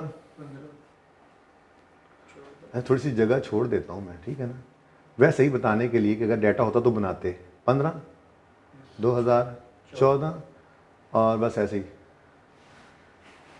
13 डाटा नहीं है, ठीक है। अच्छा हाँ भाई, रिटेन्ड अर्निंग्स 30 जून 14 की 89.5 मुफ्त के नंबर है, ये तो पहले ले। 30 जून 15 187 पॉइंट। यार ये मुश्किल तो नहीं लग रहा, मैं स्पीड से तो नहीं पढ़ा रहा, प्लीज़ बता दो मुझे, अभी बता दो, मैं रुक जाऊँ स्लो हो जाऊँ, बता दो मुझे। तो ये रिपीटेड काम है ना, ये चौथा दिन है आज इसके ऊपर, और काम वही कर रहे हैं जो मैंने पहले दिन शुरू किया था प्रैक्टिस सेट 1 में, ये पहले दिन वाला काम है। फिर भी लगे तेज है तो मुझे बता देना भाई, आप 2 रिप्रेजेंटेटिव्स हो उन सब के इस वक्त, ठीक है ना। भरी क्लास है तो फिर मेरे जैसा कोई मिल जाता है। अच्छा तो चलें आगे। प्लांट पीपीई, प्लांट नहीं पीपीई, गलत वाले उठा लो। 130 ये आ गया 130, ये आ गया 189। Now blue marker is out and you know 14 के साल की गलती 14 में सही करते हैं। तो पहली एंट्री में एसेट 20 से क्रेडिट हो रहा है, मतलब कम, तो पीपीई -20 हो गया। और दूसरी एंट्री में डेबिट हो रहा है, मतलब बढ़ रहा है, तो +1.5। क्लियर हो गया। लेकिन जब 15 के साल में आएंगे तो ये बैलेंस शीट है, याद आ रहा है? नहीं याद आ रहा। मैंने कहा था इनकम स्टेटमेंट बनाते हुए 14 के साल में सिर्फ 14 के साल को देखते हो, 15 के साल के लिए सिर्फ 15 के साल का देखते हो, लेकिन बैलेंस शीट बनाते हुए, जो कि बैलेंस शीट एज ऑन होती है, तो 14 के साल में तो सिर्फ 14 देखा, लेकिन 15 के साल में 14 और 15 दोनों को देखते हैं। याद आया? तो इसलिए सबसे पहले तो हम -20 + 1.5 लिखेंगे, फिर आगे सोचेंगे। ये पहले रीस्टार्ट करना है हमने, ठीक है? याद है ये बात? अब अगले साल आए तो पीपीई 15 में 2 से बढ़ गया, डेबिट मतलब बढ़ गया, और पीपीई 6 से भी बढ़ गया। I am afraid that question is almost complete जी। 14 का पीपीई 111.5, ठीक है जी। और 15 का पीपीई 119.5, और 13 का मुझे पता कोई नहीं है, डाटा नहीं था इसलिए बनाया नहीं, लेकिन रिटेन्ड अर्निंग्स शायद 13 की मैंने निकाल ली थी, पर देखो मैं ये लिख कर काट रहा हूँ, ठीक है? 178.5 आता है। ये 178.5 आता है भाई, चेक करो ज़रा।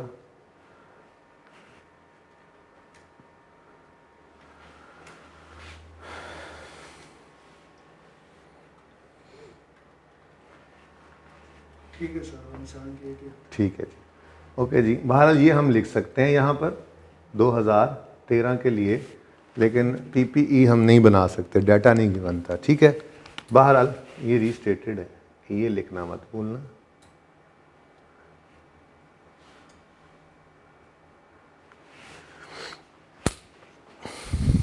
क्या ख्याल है, समझ में आती है बात? चलो फिर अगले स्टेप पे मूव कर जाते हैं भाई, समझ आती है तो मसला ही कोई नहीं।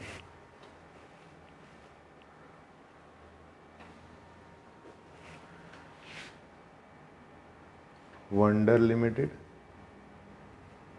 notes to the financial statements for the year ended 30 जून।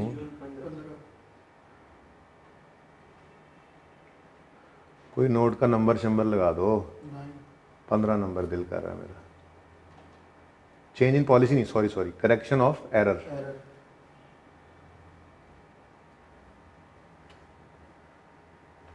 ठीक है जी। वो रीस्टेटेड की आगे तफसील भी तो बतानी है ना। अब करेक्शन ऑफ एरर देखो ना, तो एडजस्टमेंट 1 करेक्शन ऑफ एरर है, बल्कि पूरी बात लिखूँ ना मैं तो correction of prior period error है। करंट पीरियड का एरर होता तो उसमें तो कौन सा नोट बनाना पड़ना था, ठीक है? Correction of prior period error, ठीक है? अच्छा, अब ये अंग्रेजी लिखनी है। Cost of repair amounting to 20 was erroneously debited to machinery account on यकम अक्टूबर 13। बस कॉस्ट ऑफ रिपेयर बोलते जाओ, वहां से देख। Cost of repair amounting to Rs 20 amounting to rupees 20 million million was erroneously Adapted to 20 million. 20 million was erroneously Debited debited the machinery account on 1st October. काफ़ी है to machinery account. ठीक है, यहीं रखें जी।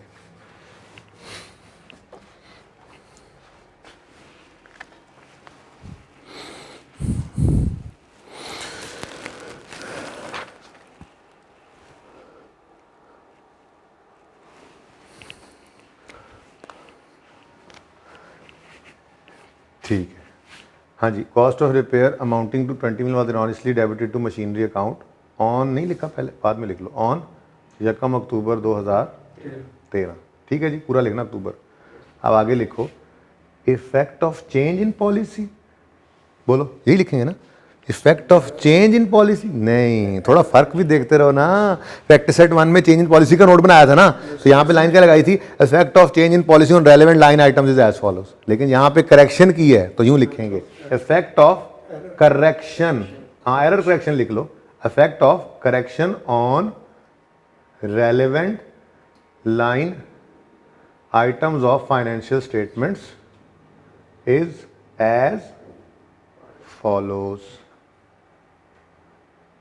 आइटम्स अफेक्टिंग, बोलो क्या चीज, statement of comprehensive income. हाँ मेरे दोस्तों, आज कहानी इतनी आसान नहीं है। आज हमने क्या बताना है, एक्सपेंस भी बताना है, ये रिपेयर वाला भी बताना है, फिर डेप्रिसिएशन वाला भी बताना है, और फिर प्रॉफिट भी बताना है। ये मैंने बताया था चेंज इन पॉलिसी के अंदर, इंटरेस्ट एक्सपेंस बताया था ना, इंटरेस्ट एक्सपेंस बढ़ गया, प्रॉफिट कम हुआ, या सिर्फ प्रॉफिट का डायरेक्ट बता दिया था। ज़रा ओपन करो प्रैक्टिस सेट 1, नोट ओपन करो, नोट ओपन करो प्रैक्टिस सेट 1 का। ठहर जाना यार, बता दिया था। क्या बताया था, स्टेटमेंट आइटम्स अफेक्टिंग एसओसीआई में क्या लिखा था हमने,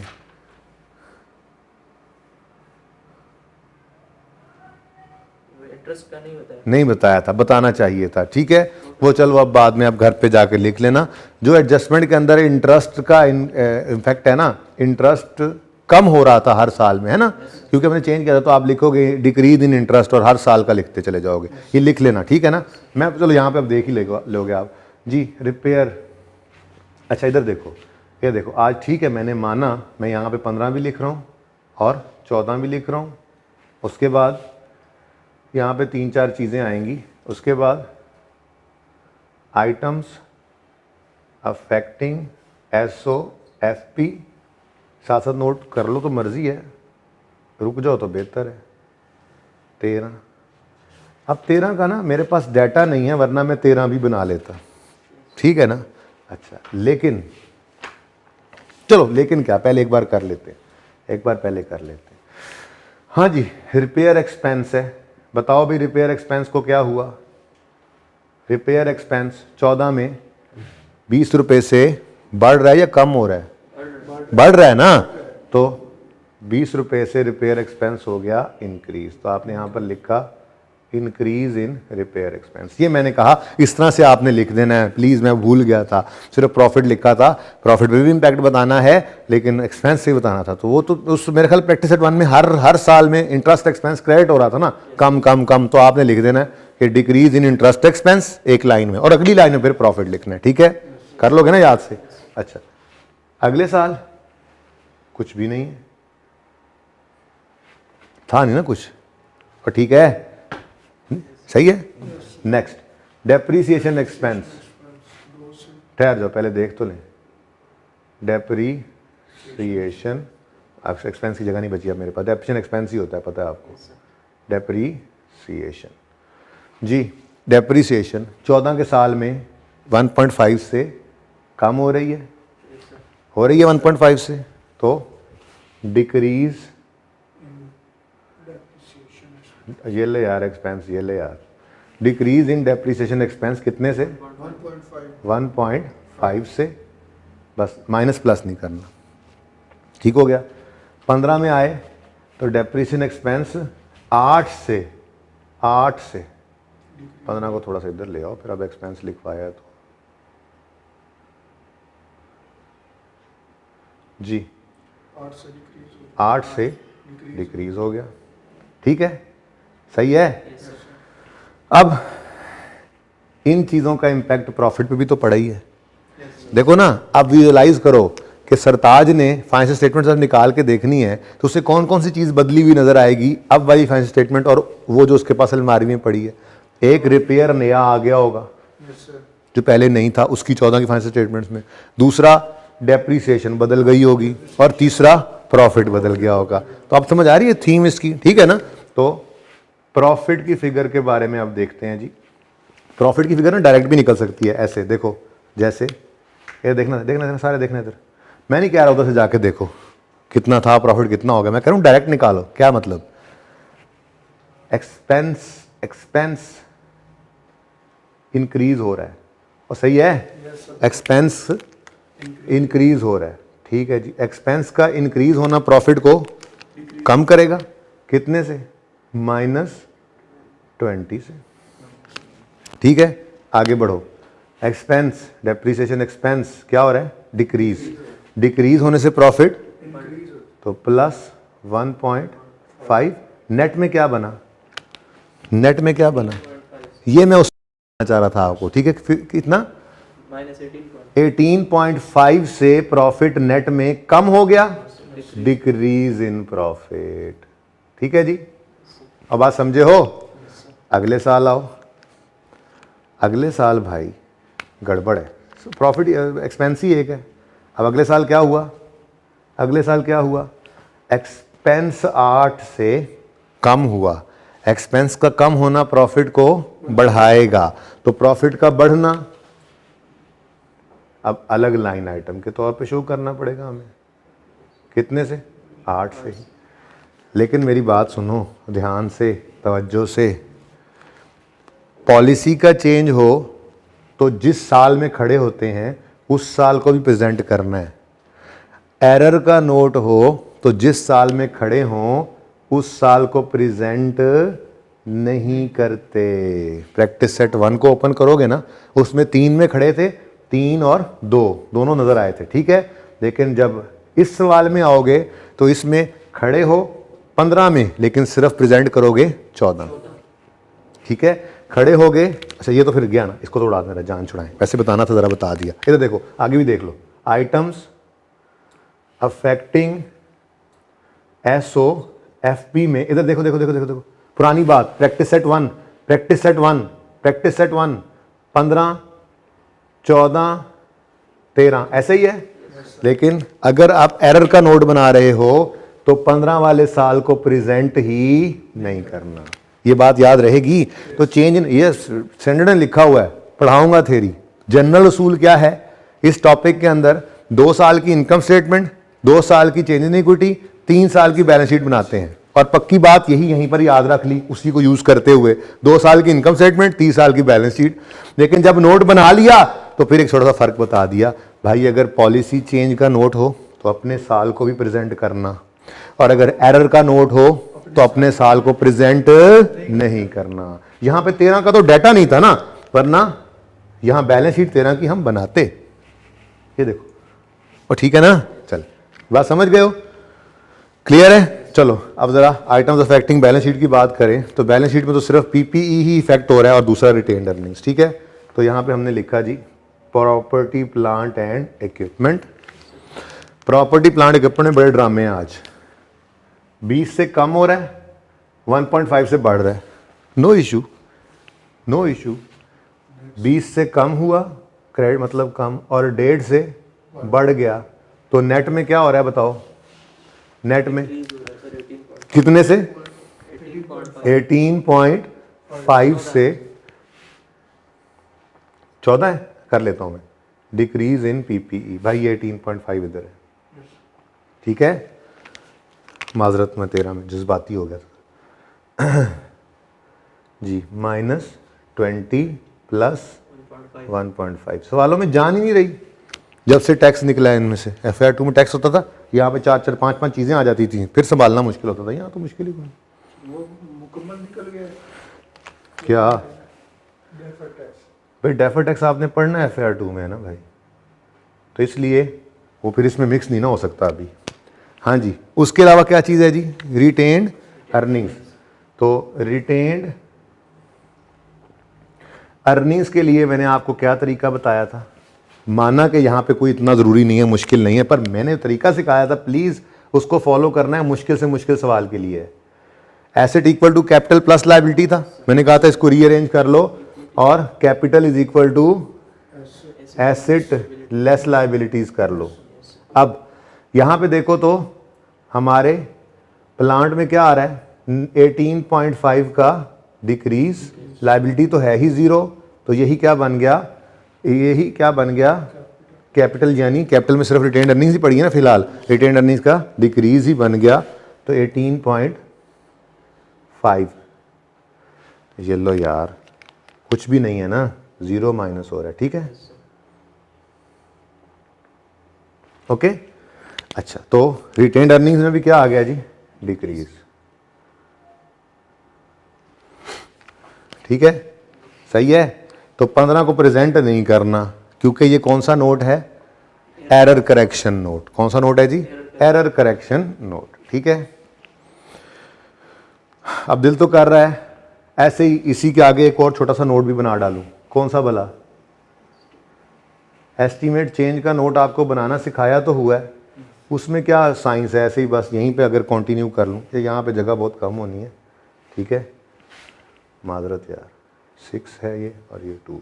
अच्छा, तो ज़रा ना यहाँ से ऐसे ही नोट्स चल रहे होंगे, ठीक है ना, और आप तो कॉन्टीन्यूटी में लिख लेंगे। यहाँ पे करके ना मैं नोट 16 बना देता हूँ, चेंज इन एस्टीमेट। वो नोट्स के साथ ही मैंने इसलिए नंबर 16 लगा दिया कि इकट्ठे बना रहे हो आप, ठीक है। अब एस्टीमेट चेंज का नोट भाई बड़ा आसान था, इसके लिए एक छोटी सी वर्किंग करते थे, याद है कि नहीं याद? याद है कि नहीं याद? वर्किंग 3 तक पहुंचे हैं, वर्किंग 4 ऐसे ही। वर्किंग 4 हम क्या कहते थे? करंट ईयर में डेप्रिसिएशन का इम्पैक्ट देखो। करंट ईयर में डेप्रिसिएशन 6 रुपए से कम हुई है, तो अगली बात को प्रूफ किया था हमने कि फ्यूचर वाली को उल्टा दो। चेक करके देख लो, इस साल में 6 से कम हुई है। अब अगले साल में देखो तो जरा कैलकुलेटर निकाल लो ना यार, 3 साल को 14 × 3 करो, ये इस साल 6 से कम हुई है, ये ज़हन में रखना, ठीक है। 14 × 3 करो, 42 होनी थी, और 1 2 3 4 5 6, 8 को 6 से मल्टीप्लाई करो, 6 से बढ़ गई।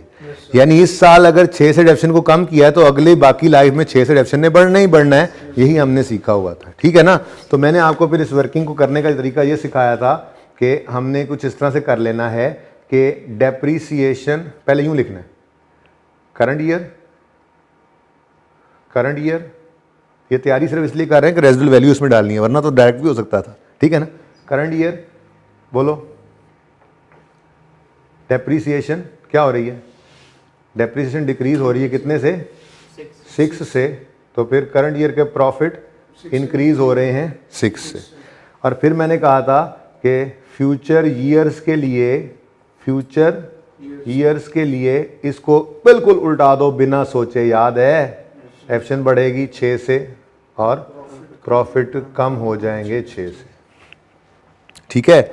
अब ये बात यहाँ अंग्रेजियों में हम पहले लिखते भी थे, ड्यूरिंग, बल्कि यूं लिखा हुआ था उसने, on 1 July 14 WL reviewed,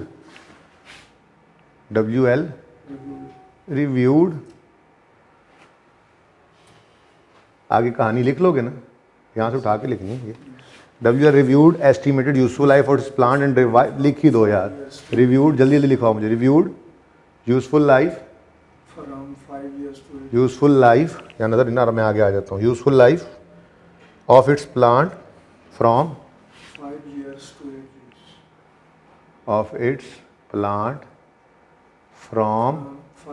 5 years to 8 years। आगे क्या लिखा था हमने, कुछ याद है? Effect of this change is as follows. कुछ यादें ताज़ा हो रही हैं। Effect of this change is as follows, और फिर हमने लिखा था प्रॉफिट, बल्कि यूं लिखा था इंक्रीज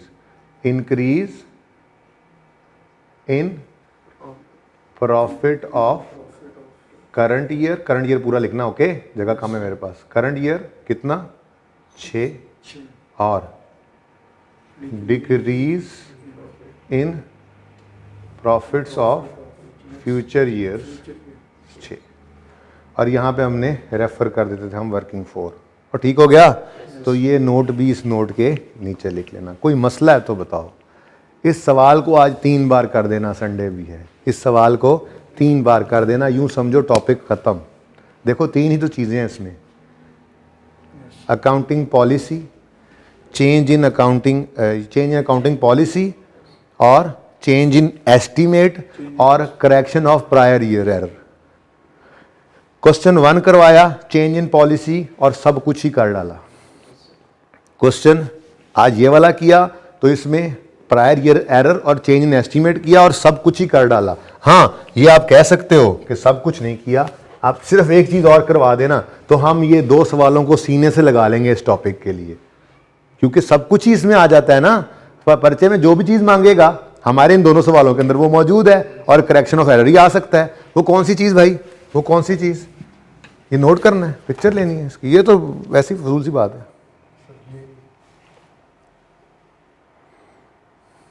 ठीक है, क्या भला, जर्नल एंट्रीज याद हैं?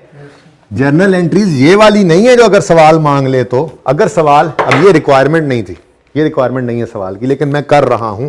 अगर सवाल कहता पास जर्नल एंट्रीज, तो याद है क्या किया था हमने? कहा था जो पिछले सालों की एंट्रीज हैं, ठीक है, उसको मैंने यूं लिखा था कि journal entry of 14 standing in 15। उसमें मैंने उसूल क्या लिखवाया था? बैलेंस शीट आइटम्स को पकड़ो। आज जरा 2 हो गए। बैलेंस शीट आइटम्स को पकड़ो। पीपीई 20 से कम हो रहा है, पीपीई 1.5 से बढ़ रहा है, तो नेट में पीपीई क्या हो रहा है? कम हो रहा है। देखो ना, 20 से कम हो रहा था और 1.5 से बढ़ रहा था, तो 18.5 से पीपीई कम हो रहा है।